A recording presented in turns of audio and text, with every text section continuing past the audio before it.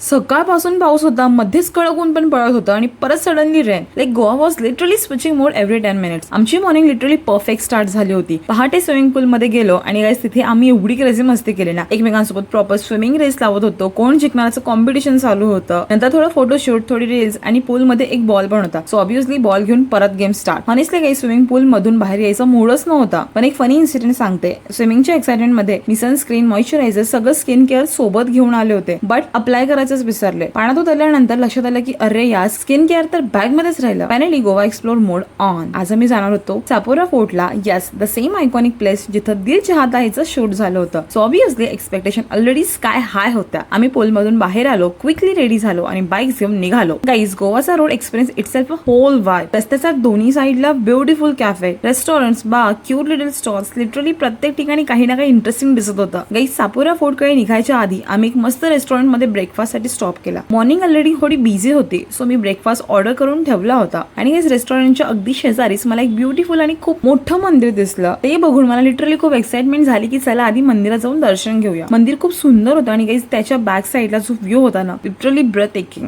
ते उभं राहून फोटोज न काढता राहवलंच नाही. ऍक्च्युअली या लोकेशनचे फोटोज मी लवकरच पोस्ट करणार आहे, so definitely keep an eye on that. दर्शन घेऊन थोडा व्ह्यू एन्जॉय करून ब्रेकफास्ट करून फायनली आम्ही परत बाईक्स काढल्या. Because now it was time for the actual destination Sapora fort. आणि काही तिथे आम्हाला काय काय एक्सपिरियन्स आलं, वेदरने कसं काय सरप्राईज दिलं आणि फोर्ट वरचा व्ह्यू किती ब्युटिफुल होता, आता पुढे बघा. तर गाईज भेटूया पुढच्या व्लॉग मध्ये. तोपर्यंत बाय बाय.